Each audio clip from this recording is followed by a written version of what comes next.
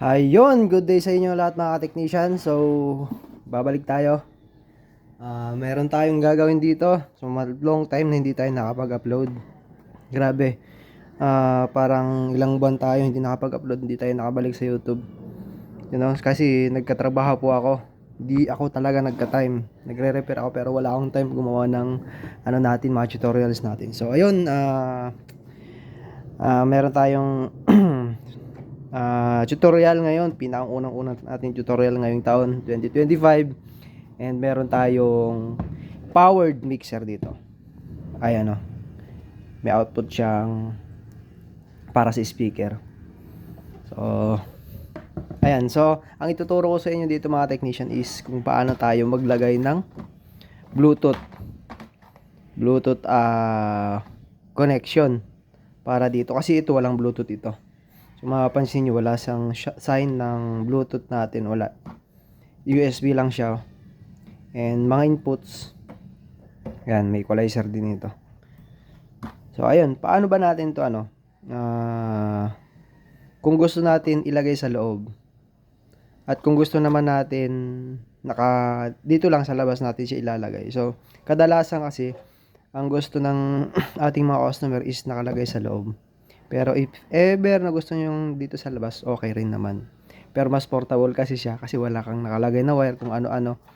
Mas maganda na sa loob. Try tayo ng gitara para matesting natin yung out kung meron. Ayan. Volume tayo. Then ayan, meron.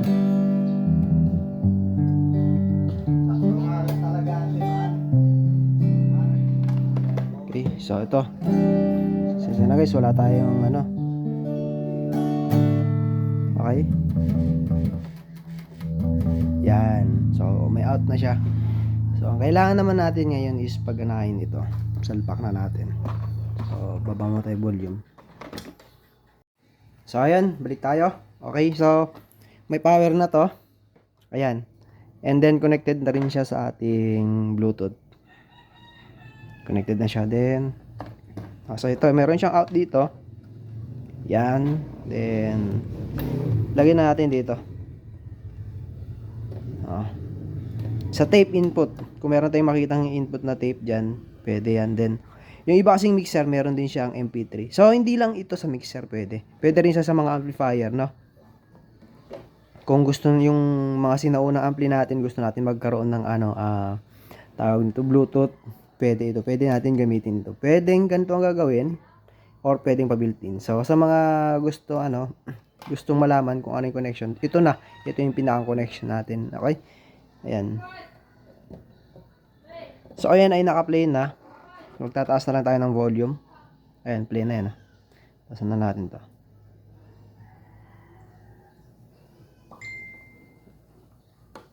Up. Volume tayo dito. Yan, tapos lang tayo ng equalizer konti.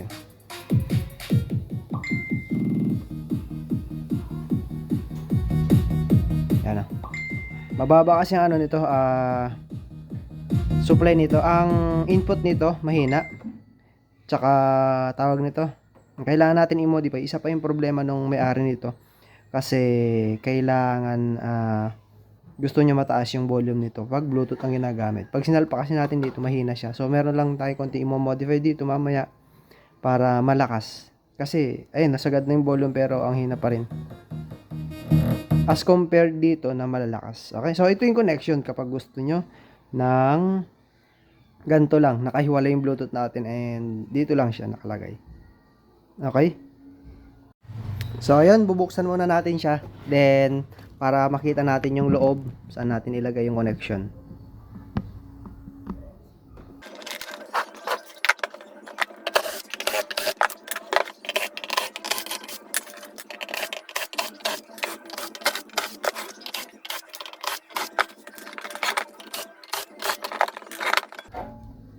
Ayan. So di ba?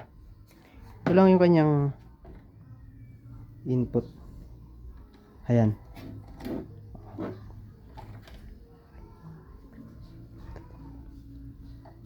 So may Bluetooth din pala to. Pero hindi siya gumagana. Okay, one thing na gagawin natin dito is tanggalin na natin to. Ayan. Modified. Modify malala to. Okay. So, yan ang gagawin natin. Kunin natin yung connection nito. Yung out. Ito, mayroon siyang left and right dito. Then, ito yung gagamitin natin para dito. Okay, so, ito yung papalit natin. So, kunin lang natin yung supply nito. Lalagay natin dito. So, ang gagawin natin dito is try natin itong buksan. Then, ito, kunin natin itong supply na to. Yan. So, okay, malilito ha. Kunin lang natin yung pinakang supply ng 5 volts. Kasi 5 volts yung kailangan nito. Oops. Yan, 5 volts to. Ito yung supply niya. Then, ito yung pinakang out. Yun lang naman yun. Ayan. So, ang gagawin natin dito is bubuksan natin to. Pwedeng board na lang ilagay natin. Tanggalin natin itong pinakang ano niya. Kaha. Pwede natin ilagay kung saan dito pwedeng mas maganda ilagay. So, tingnan nyo yung amplifier nyo. Ang ganda. Maliit lang siya. So, ito pala yung 250 watts per channel. 50 watts lang siya. And meron siyang power supply para sa mixer. And ito yung para sa amplifier, no? Transformer. Ang ganda ng design nito. Ayan.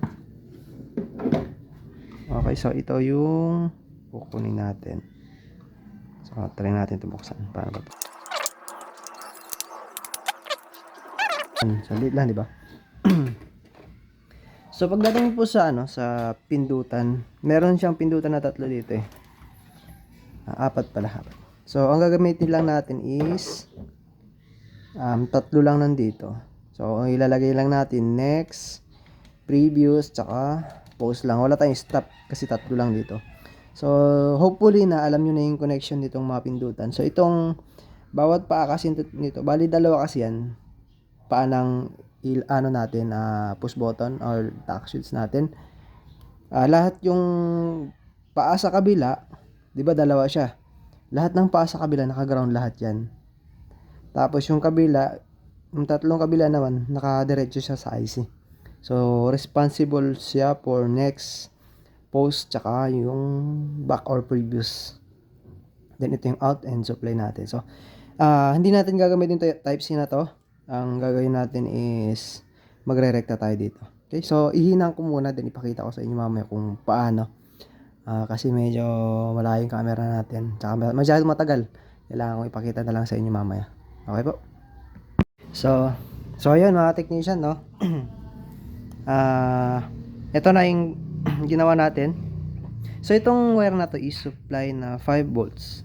Papunta dito sa supply nito. So tinanggal ko na yung type C. Ito. Kasi in the future, magagamit din natin to. Kasi pag nagrekta kasi tayo, din natin gagamitin to. Okay, so ito. Ayan. Supply. Yan, kung mapapansin nyo yung fuse. Paano ba natin labayitan to? Saan siya na sa ating camera. So fuse.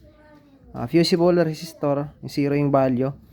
Ito yung positive. Then negative sa ground, common ground. So kahit pwede tayo maghinang dito or dito kasi mga ground to eh. Common ground yan. Ayan, so positive. So pag inon natin ito, magkakasupply na to, ilaw na to. Okay, so kung mapapansin nyo, meron naman tayong wire dito, isang buo, tapos yung laman niya is 3. So obviously ito yung audio out. Okay, so diyan ko rinekta. Huwag na tayo magsuksok dito kasi ito kasi mahinang klase. Naglulus. Ngayon pa lang, bagong-bago pero naglulus na. So, nirekta na natin siya. So, huwag kayong malilito dito sa connection nito.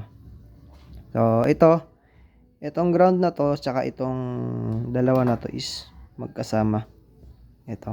Pag tinester natin yan, okay? Magkasama yan, tsaka ito. So, kaya nakalagay ng ground natin dito. Left and right natin yung puti, tsaka pula. So, ito yon. So, yun lang yung connection. Then, punta na tayo dito. So, dito kanina, nakita nyo din yung output na ito. So, dito, 2 lang yung wire niya. Isang ground, isang positive. So, ito ginamit na lang dito is right lang or left. one channel lang. Pero ang gagawin natin is kumpletuhin natin. So since na tatlo yung ilalagay dito, itong left, right, tsaka ground, dito natin siya ilalagay. So na yung Bluetooth, ito yung out, dito natin siya ilalagay. Hihinang natin dito. Okay, para makompleto. Kasi may dalawa siyang capacitor, filter. Yan. So, huwag natin sundin yung single lang dito. Gawin natin siyang stereo. O huwag natin gawin mono stereo natin para saan man yung gagamitin, meron din siyang out. Okay, so ihinang lang natin dito.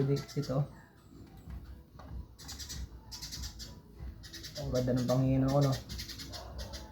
Nag-loose kasi yung tornilyo. Kaya parang meron siyang balot. Hindi pa tayo nakabili ng bago. Maganda kasi ito, malakas. Kaya hindi ko muna ng paraan. Nasira na kasi yung tornilyuhan, kaya ganito ginawa ko. So ayan, nakakonect na siyang ganyan. Okay? Ayan, yun na yun. Yan yung ating mga key naman. Yung nga sinabi ko sa inyo kanina. So okay, so ipapakita ko sa inyo. Hindi ko na siya gagawin dito ngayon kasi masyadong matagal. Da-diagram ko na, i-flash ko na lang yung connection nito. Okay, so picture ko na lang ito mamaya, then titignan nyo na lang. So testing muna tayo ngayon, okay? Yan. So ayan ang mga technician, no? May mali. So nagka-problema, nasira pa tong 7805 natin na supply. Natin yung sa regulator natin. So mali pala. Siguro hindi na natin fault. Kasi yung sa connection, positive ang nakalagay pero ang out niya is negative. So namali siguro sila ng connection. I don't know. And ito lang yung connection niya. Ito. Ang naging positive ko siya is kulay black. So make sure na ang pumapasok dito is tama yung polarity. Okay? Buti na lang hindi bumigay kasi uminit to kanina. So ang gagawin natin na i-testing na natin siya. Then malalaman natin kung effective ba yung ginawa natin. Then after nun, imamount na natin. Okay? And power on natin. So may out na to. Nakababalat ng volume. Then wala tayong Bluetooth mag USB tayo. So center lahat to. So ayan. So MP3. So pag pinindot natin to, pag nakalubog siya, ito yung gumagana. Pero pag nakalitaw, ito. So pag pindot natin ganyan, ito na yung pumapasok nun. Yan. Yan.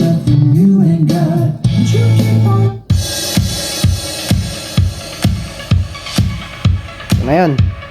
Pindot tayo.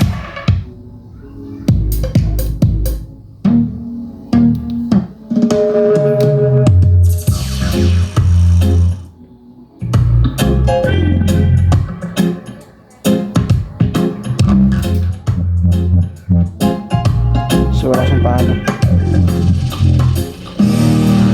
So ayan, gumagana na siya. Di ko alam nangyari.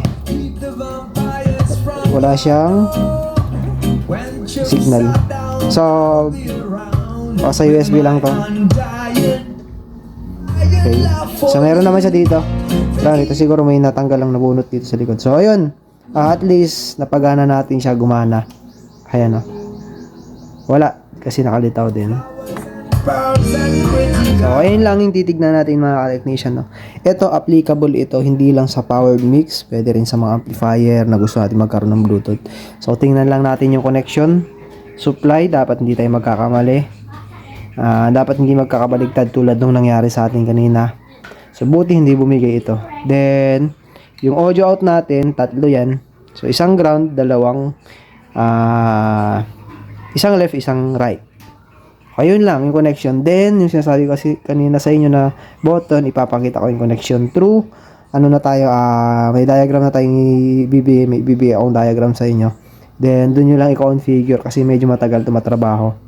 And pag once na nakita nyo naman yung diagram, madali lang to. Kasi sabi ko kanina, yung kabilang paa ng bawat button line is naka-ground yan lahat. Okay? So ayun lang mga technician. Sana may natutunan kayo.